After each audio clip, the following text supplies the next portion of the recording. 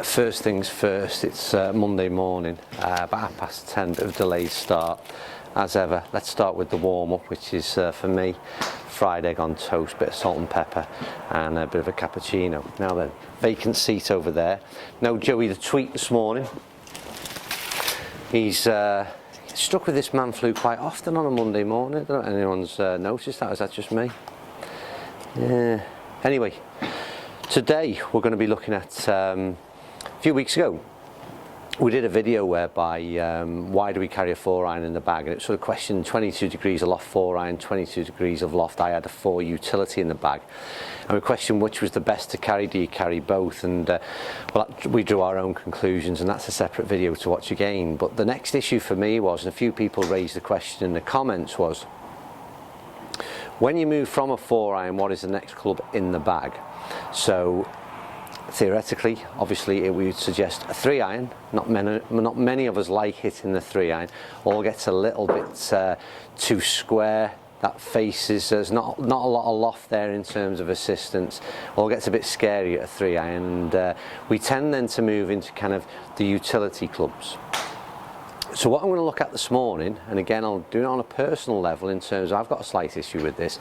I've got a bit of a gap in terms of the yardages from 4-iron to the next club in the bag. So at the moment I'm 4-iron, 4 utility, but there's about a 20-25 yard gap between both of those clubs. So that's obviously too much of a void. So what I'm going to try and do, I've got, what have I got? Well, I've got 5 clubs to the left of me. One of them being my 4-iron, and then we've got 4 options to look at. So we're going to look at a TaylorMade M2. We've got a 5 utility, which has got 25 degrees of loft. We've got a 4 utility, which has got 22 degrees of loft. I've got a 3-iron from the CB range from Titleist. Not sure of the loft on that one, but I'll check that one shortly. And then what else? And then we've got the Ping crossover. Again, I've got that in both a 3 or a 4 option, so we'll see where that fits in. But the idea is to find out what is the best in terms of gapping the yardage difference, and then what is the most perhaps versatile and sensible club to have in the bag. So that's the plan anyway. Like I said, no Joey the tweet this morning, so I'll be flicking back towards the stats, and maybe a little bit disjointed in terms of the video this morning, but hopefully we'll get there in the end. I'm going to enjoy my cappuccino and egg sarnie and finish up the warm-up, switch camera positions like we normally do, and get hitting some golf balls. Oh, it's nice there. Right, we're going to get started. So I've hit some 4-irons off camera. You can see my results of those. I'll throw them up on the screen now, and basically what you'll see is I'm hitting around sort of 190 mark, I'd say, is the averages in terms of overall distance. About 185 carry distance, 190, 195 overall. So then next club in the bag, and like I said, for me at the moment, 4 utility, which you've got one of those here now, is about 220. So let's start off by, let's just get some numbers. So 4 utility, 22 degrees. So in theory, at the moment, this is the next club up in the bag for me. So don't forget, we've got 195 at the moment, and then we've got this.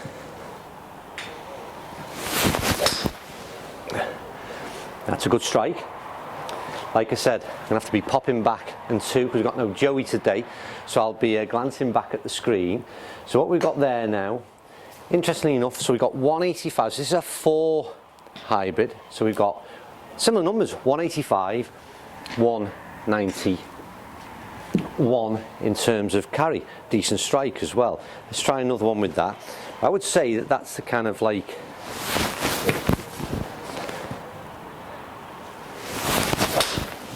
we'll took that one down the left. Let's perhaps ignore that one. We'll have a look at it in terms of some numbers, but it was a shot that it was too far down the left. But numbers again pretty similar. So around that one, again, a bit turned over, 185 carry, so very similar to the 4-iron stats at the moment with the 4 utility option. Let's try one more.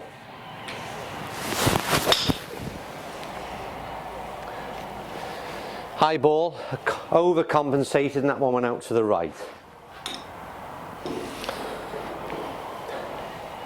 But again, consistently in terms of numbers and distances, 188 carry, 198 overall. So potentially too similar to the 4-iron, I would suggest. So, next option is that's utility. We've then got, I dismissed that for me. It's too similar in terms of the numbers to the current 4-iron that I've got. There may be some advantages of the utility, and we'll speak about that in a bit. But for the time being, we're just purely looking to gap the distance between the next two clubs. Next club that came on the market this year, I don't know how well it did for Ping. I liked it in the individual testing. They call it a crossover. So the crossover being, I think, between an iron and a hybrid, and it's a chunky iron, I would explain it as, really quite a bit of a big muscle back. But again, during testing, and I'm really grabbing stuff off the shelf at the moment, so you'll shaft wise, stiff steel shaft, there's plenty of options, and majority of what the testing we did was graphite shaft in this crossover. But for the purposes of this, let's just have a bit of a hit with the crossover club. But this is a 3. Now I would suggest this has got probably about 20 degrees, 19 degrees of loft in it, so it's a few balls with this one.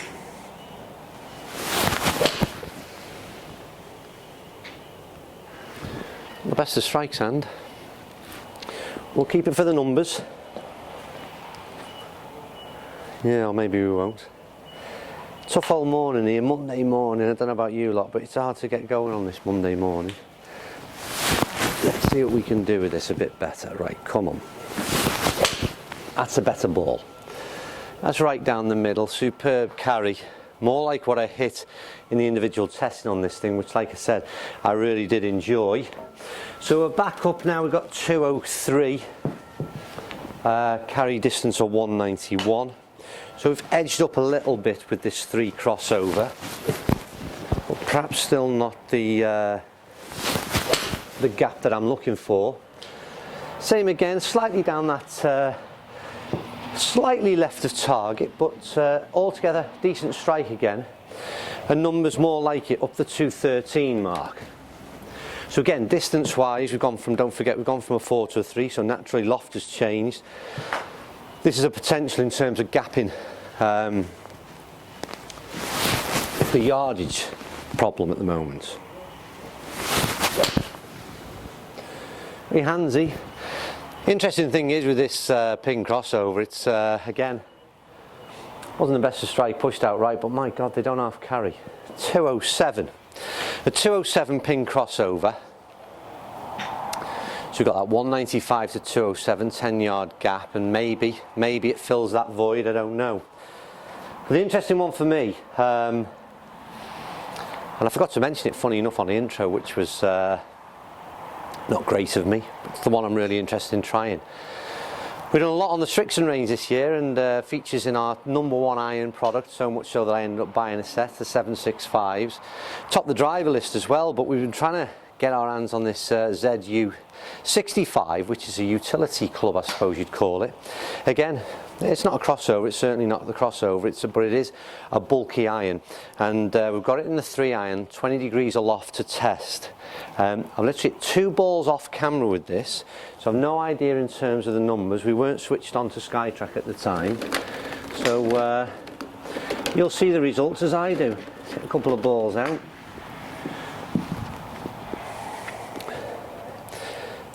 So I think straight away what you've got to remember is it's not just gapping the yardage here that we've got an issue with. It's the how comfortable we are with hitting. This now becomes quite a straight-faced long iron. Are you comfortable? It's got a this Miyazaki graphite shaft in it, and there's a bit of bulk behind the club head, so it's chunkier than your normal 3-iron, but effectively, you know, that's what you're addressing behind the ball here. And so are you comfortable to with your game to pick one of these things up and strike it off the tee? Oh my word.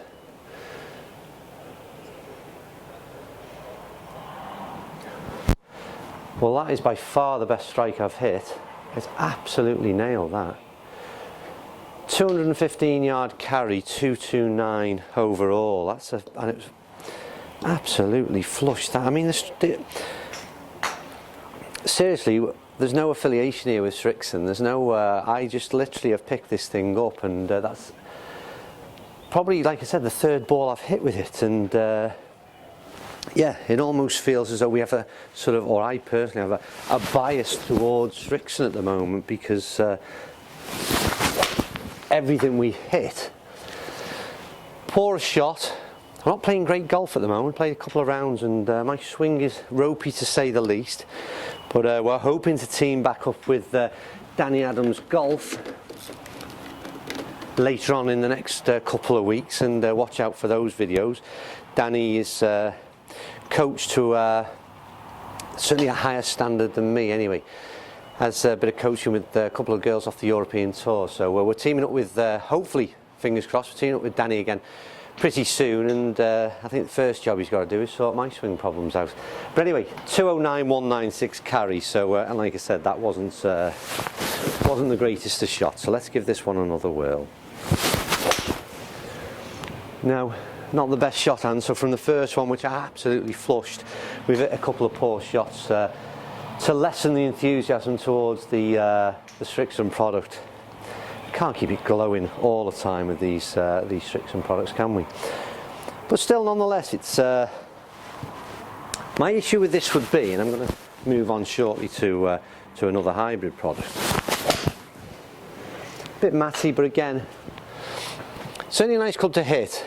Hitting these off the deck, don't forget, because that's something that I was going to come to next. Is the thing for me is the club that you choose is not only going to be about yardages. 207, that one got to, by the way. It's not just going to be about yardages. It's about the versatility in the bag. So having this 3 hybrid utility, whatever you want to call it, having this in the bag, how much use am I going to get from it in terms of, am I prepared to play it off the tee? Am I prepared to play it off the fairway? Is there any other uses for it? Because again, with the hybrid clubs, traditional hybrid clubs, you've seen people like Matt Kuchar, for example, he'll use his for chipping around the green and such, so it's a very versatile club. So there's other things that are thrown into the mix when you're making the decision as to what's next. Certainly in terms of the yardages, from the first one it was too long actually, but assuming the next few, around the 210 mark, that's the kind of area that I'm looking to get into as the next club in the bag. But I also want it to be a club that I'm prepared to hit off the floor and off the tee. So wait there 1 second, because I never got this one prepared.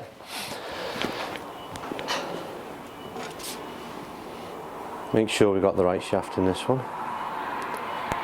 That's it. Right, so back to the hybrids, traditional hybrids that is.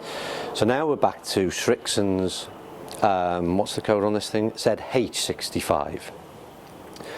It's a 3 utility, 19 degrees aloft. It was 20 degrees aloft in the, I don't know what to call the other club. I keep calling it hybrid, but so I call this a hybrid on many occasions as well. Couple of wet golf balls here today as well, so perhaps I'm not, should be taking some time just to dry these out a little bit. They do affect the numbers. But yeah, we're back to the traditional hybrid. So Miyazaki shaft, everything's the same. We've got a slight 1 degree aloft difference, but it's all about comfort now behind the ball.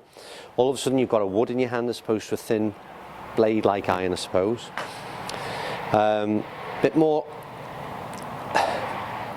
there's an allowance to move the CG further back because of the size of the club head.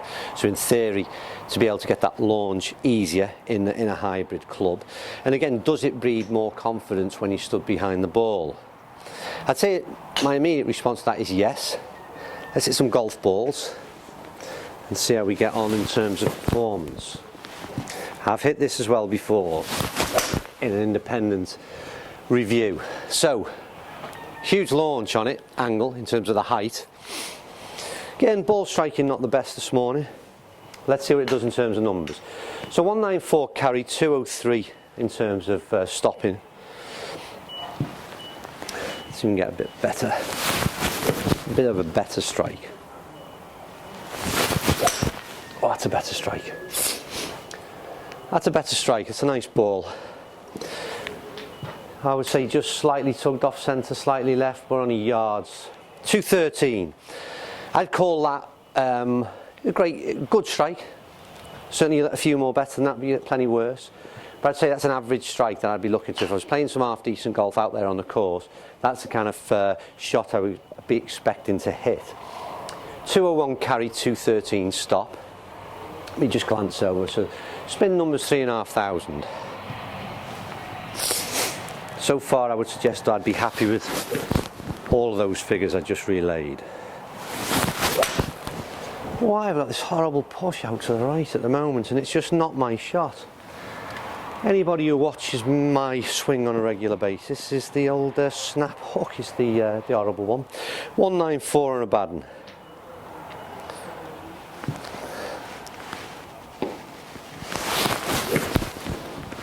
Come on. It's down the left, very slightly actually, almost dead centre. Rolls out to 203, but we don't. I think that the conclusion is really, I think it's down to, again, you've got to find. It's all about personal preferences here. There's no kind of. It's another decent ball. Great carry on the hybrid. I mean, personally, for me speaking, that's 220 carry on that last one. Sorry, 220 overall, 204 carry. On a personal level, I think I would lean towards the next club up in the bag as being a hybrid, purely because of confidence that it gives you at address. For me, the ability to hit out of the rough as well that a hybrid offers. So I'd be slightly more dismissive of the kind of, what are we calling these irons? Utility irons. I didn't test the Titleist, but again, similar concept, a utility iron. So whilst I'd be more than comfortable to hit those from the tee, I'm not sure that I'd be so comfortable off a tight lie on the fairway, nor would it be in terms of getting it through some kind of thickish rough.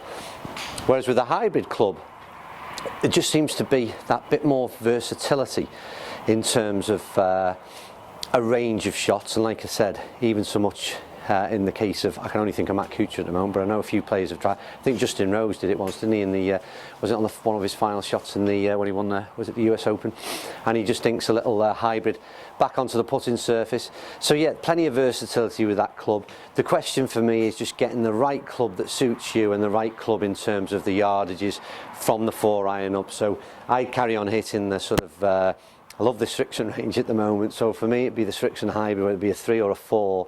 And then just gap into again 220. You're looking at then, for me, that's a nice area to then move up to perhaps 3-wood and then up into driver. So like I say, bit of a all about personal preferences there really this morning, but I think it's important that we take the time out to do it. Maybe you've already got the gap in your bag all sorted, but I haven't, so I might carry on hitting a few more balls and see how that gets on.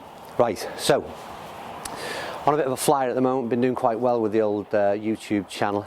Subscribers are flying in, so I hope you're enjoying what we do. Don't forget, it's all very much from the aspect of the average golfer. I ain't no great pro here, I'm just hitting some golf balls and giving you an opinion, like I said, from the man on the street, if you like. But yeah, we love the comments. Keep feeding them back to us, and we'll make every effort to reply to all of them. Subscribe to the channel. If you're playing any winter golf, get over to tuplo.co.uk and leave some reviews, and let your fellow golfer know where's holding up in terms of the weather this time of year. And as I said, we've got Danny Adams Golf, hopefully golf coach that is, coming back on board pretty soon with some advice on some golf drills maybe. So keep your eye out for that one. But as ever, thanks for watching, and we'll see you soon on Tuplo TV.